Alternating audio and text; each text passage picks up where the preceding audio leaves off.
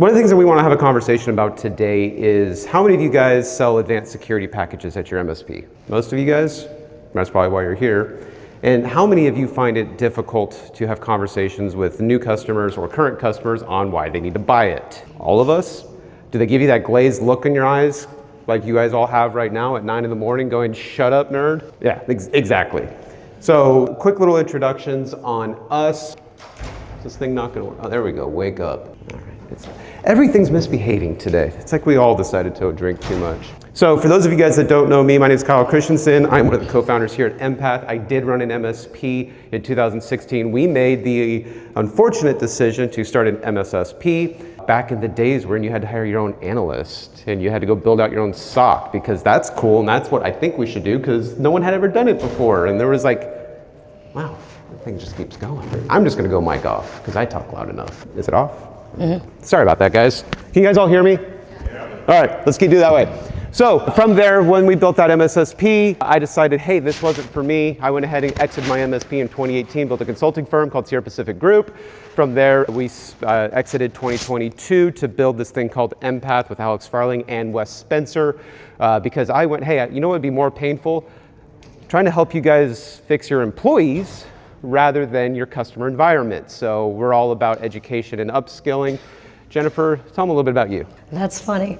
So I did not go to Goo Goo Dolls last night, but if you can tell, it's going to be a little struggle. I'm sorry I lost my voice this morning. So that's why I do need the microphone. I don't really love to talk about myself, but I think what you care about is that I did run an MSP for many, many years. I'm in a highly regulated industry in Huntsville, Alabama. And we had the majority of our clients were healthcare and Department of Defense contractors. So I am kind of known as a CMMC lady and understand those regulations very, very well. I am an auditor, I'm an assessor. I don't actually do it anymore, but I was. And one of the things that I guess I can bring to the table is I really kind of understand that world and I understand how to go in and talk to those business owners that don't want to actually hear how many threats you've stopped last week or yesterday.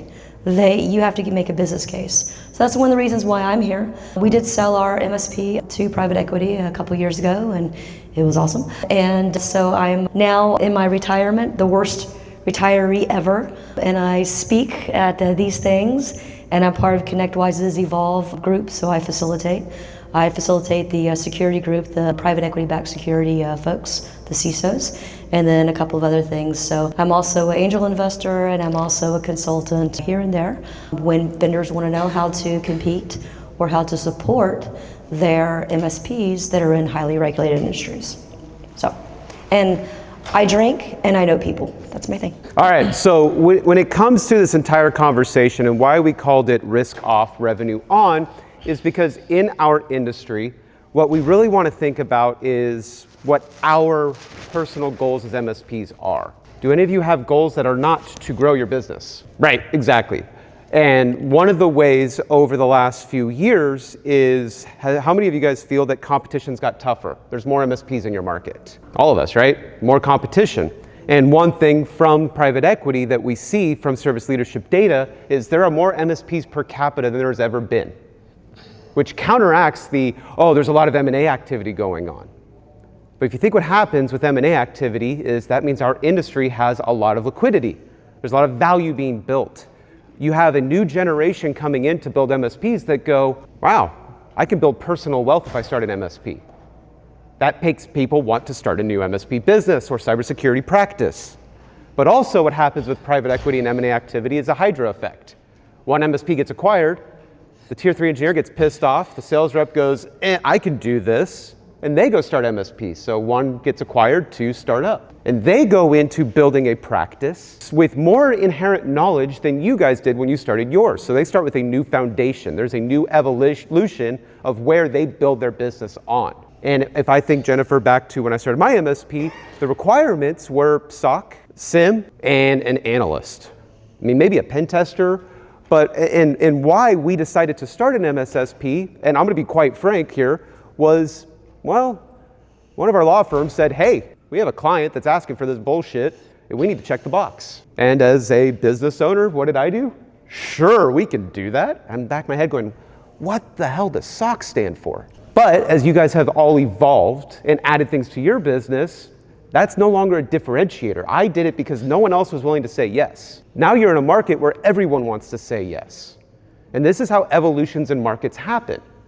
I mean, are we selling it's the seatbelt analogy. Are we selling seatbelts because your customers now and your prospects expect you to do these things, especially in highly regulated industries? So we said that I was going to let Kyle carry the water on this particular one since I do sound like this, but those of you in the room that know me, that's not going to happen. So I'd like to chime in because we had a conversation in our Evolve group a little bit about this particular thing. And it started with, how do I sell my security bolt-on? All of us have that MSP practice, price product that we have. And then we have those bolt-ons. We have the, security plus bolt-on, or we have the extreme security, or the Mag Daddy security. Our platinum plus security Platinum pack. plus awesomeness, whatever club. And the interesting thing was just talking to all of these, honestly, some of the largest MSPs in the country, and listening to the same struggles as what I had in my small practice before we closed. And one of those interesting things was what we consider base. Oh, well, that's not in my base package. That's not in my base package. And that's where the seatbelt analogy comes in so well, is because what is considered standard is changing over the years. And where MFA 5 years ago was definitely an add-on, I mean, it shouldn't be anymore. There should be, the baselines have changed. The seatbelts are included in the car. You don't pay extra for them. The airbags are included in the car. You don't pay extra for them. The anti-lock brakes are included in the car. Like, we can go through this whole thing, but a lot of us have this, we haven't gone with the times. We haven't changed what our base looks like. And our client's expectation is outcome. The client's expectation is, well, sure, I mean, I already have that. You guys got me, right? You're taking care of me. So just keep that in mind, is that even though, yes, you've got your bundle, what that looks like may, at this point, need to change. 100%, it absolutely needs to change, because the other MSPs in the room or outside of this room will gobble it up. Well, and some other things that I was talking to an MSP out of Ohio yesterday, and he said for the first time, a prospect was asking them what was included in their MSP package. They were familiar with what we do because they had been working with MSPs. Before, they didn't know what the hell MSP stood for. And now you guys are going into environments where they're going, do you have seatbelts? Do you have anti-lock brakes? Do you have air conditioning? They have the research to ask the right questions. So no longer have you differentiated yourself to the market. You have literally met the minimum requirement. And let's go back to my first question. We're all here to grow our businesses. Service leadership data does show us that MSPs with security practices make more profitability. But let's unpack that. It's out of two reasons. First is desperation. Let's be real, a lot of us suck at finding new customers. So what do? Our current customers are primed for farming. Give me money, Mr. Customer. I can't draw it to something that they ultimately care about. Because I'd be curious, Jennifer, how often does a business owner care about the regulations that they fall under? Not a bit. They care about, can I limit my risk? When you're talking to a CEO, a CFO, can I limit my risk? Can I make sure I protect my reputation? And can I get the contract that I need the thing for, the regulation for? I cannot count. Do me a favor, just by a show of hands. If you've ever been in a conversation with a client talking about a regulation that they fall under HIPAA, CMMC, I don't care what it is. Are you ready? Raise your hand if you have heard this from them. Tell me the bare minimum that I need to do to pass. Yeah? Like everybody, right? Tell me the bare minimum. They don't care about following the regulation. They care about the check mark so they don't get sued, or they have the Window to Money Act open, or because they want to protect their relationship. That's what they care about. How many of you go, it's easier to hire employees and make them salary? That's the same through line that your customers are using to make that excuse. If I make them hourly, now I have regulation. Now I gotta pay them overtime. Now I gotta track their hours. Now I gotta give them a lunch hour if you're in California, New York, Massachusetts. So we make those same decisions, yet we think that for some reason, our customers are going to be different than us. They're just as cheap as we are, which comes into ultimately, right, why can't we persuade our customers or our new customers? Because ultimately, we aren't giving them that through line that you mentioned to how their business actually improves by our cybersecurity packages. And when I say improves, I know a lot of you go, well, they are super secure and they have MFA and they have no possible breach. Again, to your point, that doesn't matter to them. They're okay if one of their employees goes down in some cases.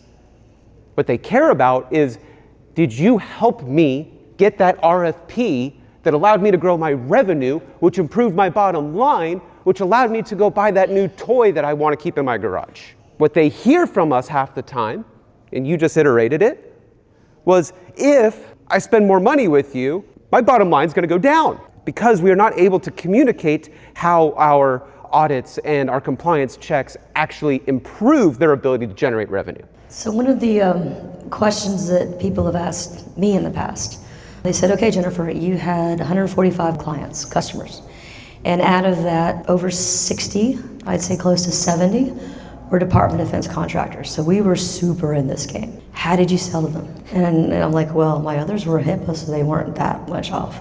The thing is, just stop selling. Just stop selling. Start talking and listening and asking questions.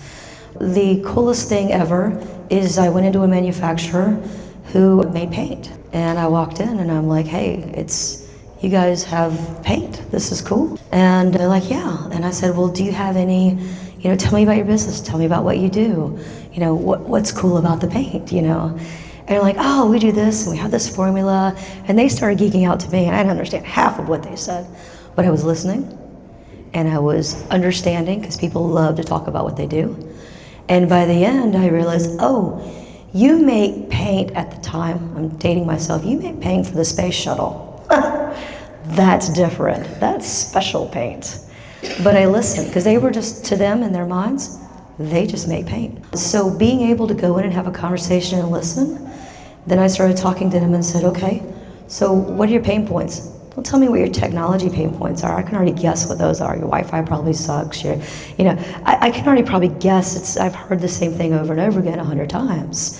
What are your business pain points? Like, what stops you from making more money in your business? What productivity would you like to increase? What are you worried about? What keeps you up at night? When you start talking about a business case, I'm pretty technical. Stop that. Stop it. Ask them about themselves. Talk to them about what their needs are, and be that trusted resource. I guarantee you, no other MSP that's coming in and quoting them is doing this. Well, even going one step further, how many of your guys, if you walked into your MSP right now and looked at your account manager and just pick one of their accounts and said, how do they make money? How many of you guys would be confident that they'd be able to answer that question? 3 hands in this room? Think about that. Your account managers who are trying to manage and sell new services into your clients' businesses do not know how your customers make money. Just to add to that, my friend Alex back here taught me this, and I love this saying.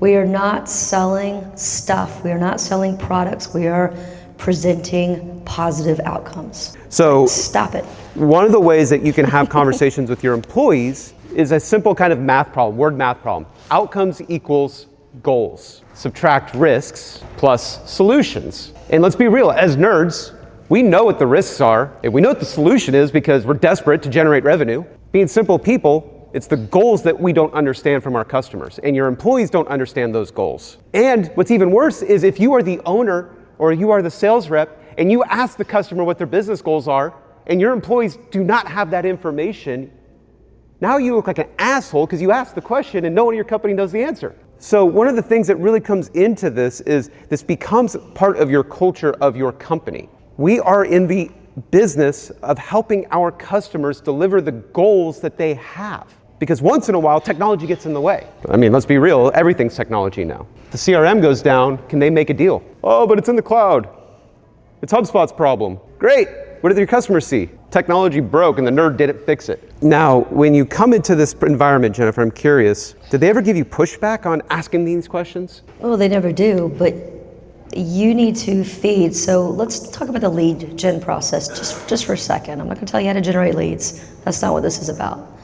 But let's just say your hunter, whomever that is able to get you in front of someone at a lead to talk to. How many times do you get the wrong person in the room? Raise hands. Yeah?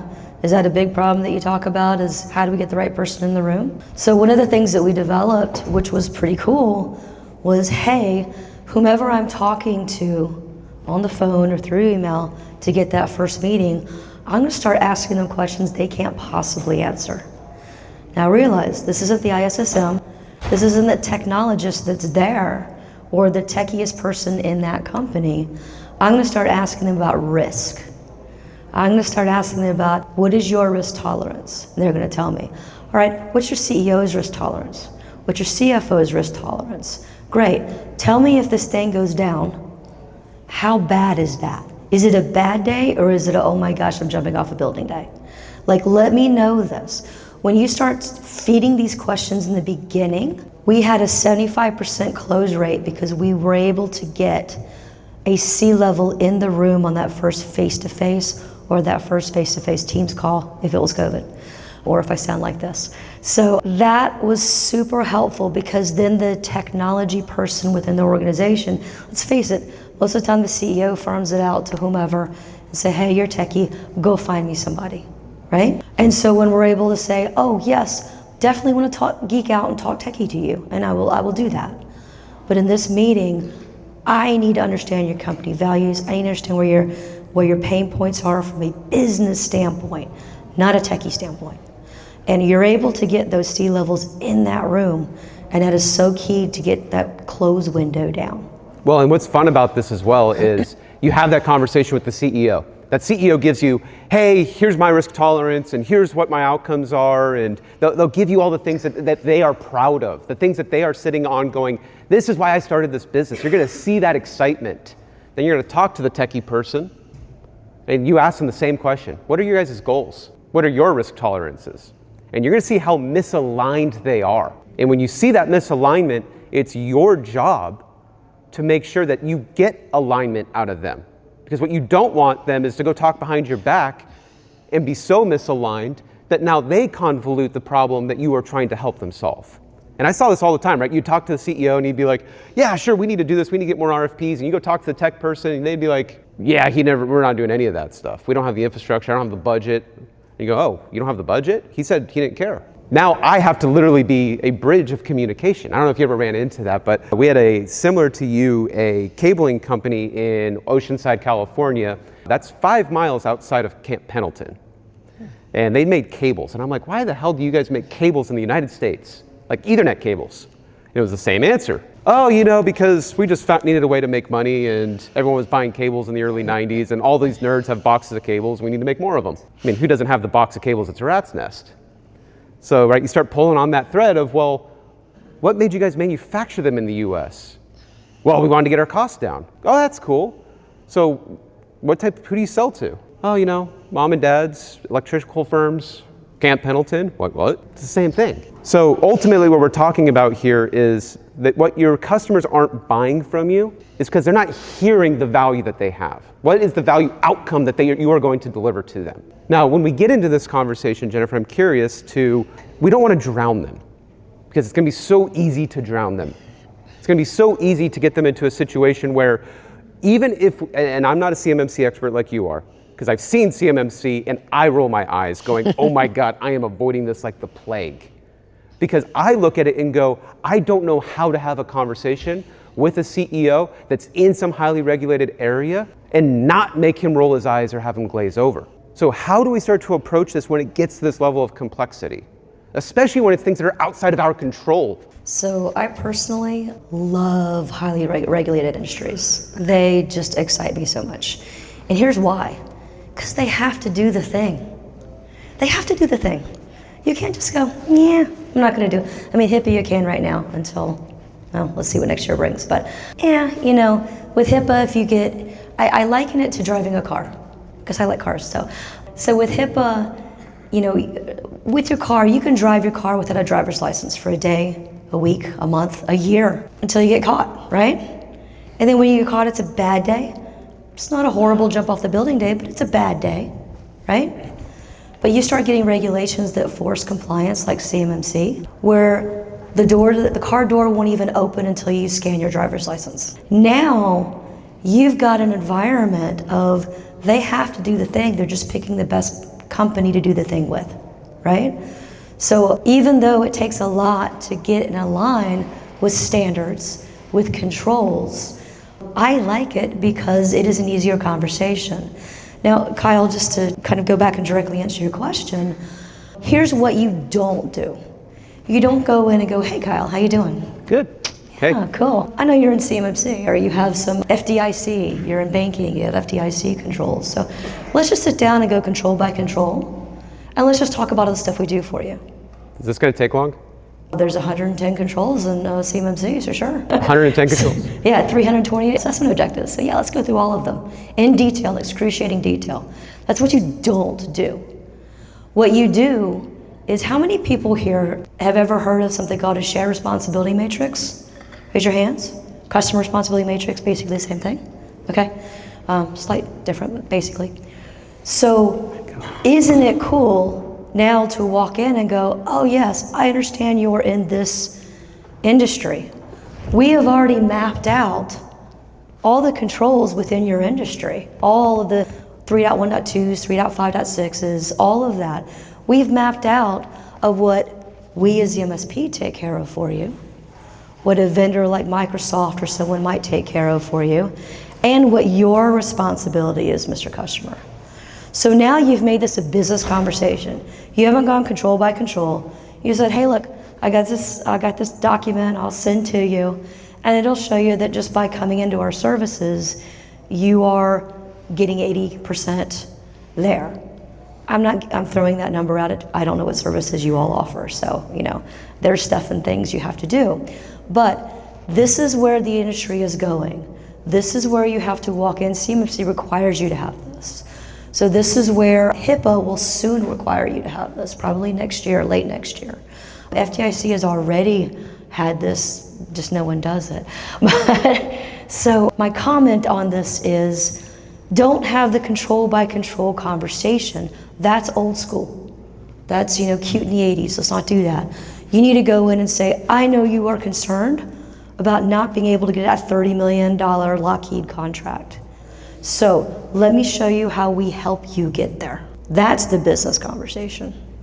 Which comes after the, do you even care? Do we even want to? Care? Yeah. And what's funny about this too, and I remember this from a couple medical clients that we had, there's going to be things in there that you possibly cannot deliver. Like for example, I remember with HIPAA, there was a lot of paper control process. How do you handle those paper records and those paper charts? So there's going to be some things that when you walk in there and you go, I'm a security expert, you got to recognize what you are saying and what they are hearing is, you're also going to help them with their paper records. So if you don't have something like this, you don't have the ability to also show them, by the way, just look over here because this is you. And they're going to go, yeah, that makes sense. Because it's when you don't set that expectation is when you're going to fail. Or I thought you did that for me. You mean you don't? You don't go and look at all the sticky notes that my employees have on their walls? Oh, I thought you'd do that. You said you'd also make me coffee in the morning. Or you didn't, and I assumed you did. So again, this is a two-parter. We're talking about, first of all, when you're going and having an initial conversation with that prospect, right? By the way, if you want the question, so what we did is if you scan this QR code, you'll get that shared responsibility matrix. And you will also get the questions that Jennifer asks in all of her prospecting meetings. So if you want your employees, we did this practice at Best Buy actually, so this is why I turned it into a questionnaire. So what we did at Best Buy is every sales rep had to have 3 role plays every single day. And they filled out a questionnaire form like this. This is standard Sandler sales training. And it feels stupid because you're going like, literally I have to fill this form out as I ask questions. But you do it enough and what you'll start to notice is they don't have to write things down anymore. They don't have to look at the questions anymore. They can now make it natural. They can start to flex. They can start to say it in their own way. And you get this kid at 17 years old that could ask better qualifying questions than some of your best sales reps. And that was the entire process, is really practice. Because how often are you having these conversations? Once a month? Twice a month? Once every quarter? You're gonna get rusty. You're gonna fail. Hell, I practiced half of these slides this morning. And the night before, there's a way you have to build resilience in yourself to have the confidence to ask these questions. So, quick little thing on that. So, when it's coming to this, there's also going to be probably the conversation, if I have to guess, of insurance. And insurance and compliance and regulation kind of all meld together. And I can be quite honest, when I get my insurance bill, I cringe. Where does insurance fall in this entire conversation? So again, this is a business conversation. Let's say they're not Department of Defense or Department of Energy or any departments of anything, your client. Let's say they're not HIPAA healthcare. Let's say they're not financial institutions. Let's say they sell shoes. I don't know. We can talk PCI, but let's just put it on the shelf for a minute. Let's say they sell shoes. Great. It's really hard to have a regulatory conversation or a shared responsibility matrix conversation or even a, hey, you need security stuff. Because where a shoe manufacturer may just expect to get hacked eventually, a church, reputation's very important to them. You know, you don't want really not good stuff going through their servers and going out to the world. So where we're seeing this go is that insurance is playing more of a role than even government regulations are. Insurance is so important because it used to be, 6 or 7 questions, and now it's like 6 or 7 pages. It's kind of like your shared matrix. Yeah, I mean, it is. I mean, a lot of the early adoptions of shared responsibility matrix were because of insurance companies. So that's going to continue to drive. And one of the things that I did was I would go into even a lead, but part of our VCIO program with our current clients would have been, we're going to review your insurance policy for you. We are not an attorney, but we're going to review it, and we're going to tell you what technical areas are gaps. But we're going to make it understandable and digestible. And when we did that, honestly, we were able to present, oh, you don't have MFA, oh, you don't have this thing. Remember the thing we talked about, and you sign that release, you don't want it? Your insurance company, if you get hacked, they're gonna say you said you had it and you don't. We're not paying you. So this is that insurance business decision that is, again, settling security. Yes, you gotta be geeky. I had tons of wonderful CEHs and CISPs and all that stuff. We teach tech really well. We don't teach how to talk tech or how to talk about tech products and programs to people that are not in our industry very well. Well, one thing that I got 2 things I'm thinking about on this one is, how many of you guys, when you go to pay for your own insurance, go, well, do I need $1 million or do I need $2 million of coverage? That's not a black or white question. That's a tolerance question. And it's really hard to draw insurance to business outcomes. Some would say it's next to impossible. Honestly, I probably would. Because I myself ask the same questions even with Empath of how much coverage do I actually need? What is the safety net that I have? What is the risk tolerance that I have if all shit goes hell? So it's a little bit of a backwards thing, because if they get popped, if something happens, right, of course they're gonna point the finger at you, you're gonna lose the customer, shit happens, but they have to say, okay, I'll throw my hands up and things will happen. But one of the things I wanted to have a conversation about, as I mentioned earlier, service leadership shows you're going to get 2x profitability or something like that if you have security packages. I don't think it's 2x, but you guys get it. It's more money. There's something here where, as MSPs, sometimes we feel compelled to go right from 0 to perfect or 0 to everything in a blink of an eye. I'm curious on when you were building your practice, was it a gradual scale of the things in the matrix that you were able to provide your customers? Did you build up to that? Or were you working with a lot of other industries or a lot of other consultants or other services so that you didn't have to be sitting there going, hey, let me look at this data, tell you that I can do everything and then fake it till I make it? Because it's hard to get started. It is. I mean, we did it wrong when we started. I mean, I feel like everyone could be a good test case in this. Yeah. So we did it wrong. We're like, oh, let's just pick 4 things that we think everyone needs. And those 4 things are now our security bolt-on, right? I mean, that was 8-10 years ago. So what we did is we said, okay, we have gotten to the point now we know we don't know what we're doing in this realm. So we actually did get outside advice. We had outside counsel. And one of the best things that a friend told me was, like, stop guessing, start asking. Ask your clients what they need, ask them what they have, blah, blah, blah, blah, blah, blah. And that was able to start our journey on that. Again, what I will say is that it will be a living program. It won't be a static program. what you have in your security stack today is not going to be what you have in a year or two even. So that changes, and you have to constantly stay up and know what you're doing and understand how to discuss it. But yeah, I mean, I would say that we did it wrong until we did it right, and we asked a whole lot of people, and I'm fortunate that they were great and gave us guidance. So, you know, you have a great community here. The MSP community is amazing, and you could literally stop anyone and say, do you mind if I ask you a question? And they'll tell you. So. Yeah, and really to kind of wrap this all up, when we're thinking about this, there's going to be a market demand aspect, meaning the people that you are looking for to buy this package have to be within your attainable market. Now, why I say this is how many of you right now are in your regulated industries? So how many of you looking to get into regulated industries? So it's kind of it's the majority are looking to get into it. Chances are you're not going to have the talent on your team that is able to speak to this. Chances are you're not going to have the tools in your security stack that help you do this. Wait, can I interrupt you just a second? Yeah. I mean, I know Kevin knows this answer, but can anyone guess what I was doing 15 years ago, 13 years ago? I was selling swimming pools. No shit. I mean, it's not rocket science. I literally live in Rocket City, Huntsville, Alabama. This is not rocket science. Sorry. No. But I love that you say that, because being that you don't have the talent, you're going to have to build the talent. But not only that, you're going to have to build the muscle memory. You're going to fail on your first customer. You're going to fail on your second customer. You're going to fail on your third customer. There's just the minimums that we need to do to make sure that when we fail, one, we don't completely cannibalize our entire company. Don't worry about reputation. You're going to fail customers. They're going to not like you. That just happens. That's part of running a business. I think sometimes we overemphasize reputation when it comes to trial and error.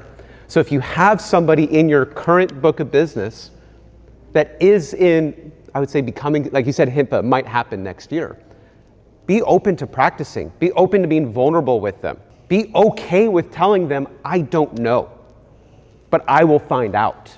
Being confident that you are the person to find them the answer is almost better than always being the person that has all the answers. So in that, where would be a good place to start, since the majority of this room is looking to get into it? So what I would say is there needs to be a shameless plug, sorry. I actually have a nice little walkthrough on Empath that talks about, Empath is a wonderful training portal.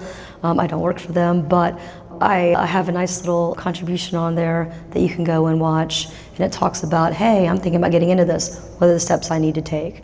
So that's pretty cool. But I'll tell you right now, you've got to find a champion within your company. You can't sub this out. You can't go, I'm going to bring this third party and they're going to do everything for me, because that never works out. You have to have a champion within your company who is a thought leader. Real quick, what are they subbing out? Let's talk about what it is. Risk assessments, remediation plan, designing that architecture, being able to sit through a FDIC audit with a client or sit through a CMMC audit with a client or something like that. It's that kind of high technical stuff that, yes, we usually sub out at first until we feel good and get to learn it.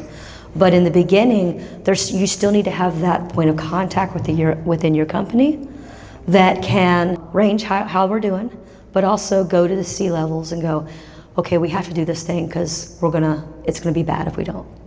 So that's the first thing I would say, is have that thought leader in your company. Go interview the third parties that you're interviewing to partner with. If they've never done it before, don't choose them. Ask them, how many assessments have you sat through? How many have you done? I don't care about the certifications. I want to know real life. I do, but I want both. Well, and then to tee that off, they're going to have to learn one extra thing beyond just whatever framework that they're going to look for, which is, how does a business operate? Yeah. They need to learn how to read a P&L. Yeah. They need to understand how budgeting works. Now I know, I always ask the question to my customers, do you guys do an annual budget? They tell me, yeah, it was bullshit. So sometimes you have to help them understand sometimes the unexpected costs.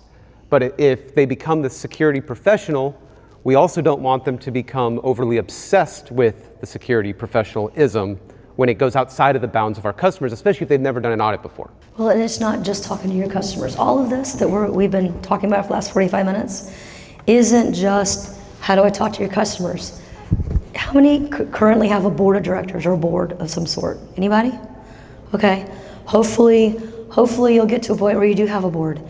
Those conversations are a VC, venture capitalists come in, or private equity comes in. And let me tell you, when that happens, totally different conversation, but it should be the same conversation that you've already learned to have with your clients.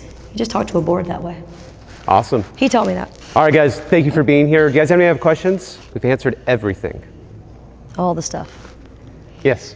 Just two quick questions, a little bit off the side, but one, I don't deal with the heavily regulated part, but as you said, insurance agents and cyber liability insurance do dictate some of the security pieces. One thing that I always get a little nervous about, a client asks me, let's just say MFA security, and I say, yes, you have MFA, sometimes I get a little nervous saying, me giving them the stamp of approval because I don't want to be at risk if some weird thing happens, which it does with Microsoft security defaults where there's a dead account out there that someone didn't register MFA and left. Whatever. So sometimes I get a little nervous about that.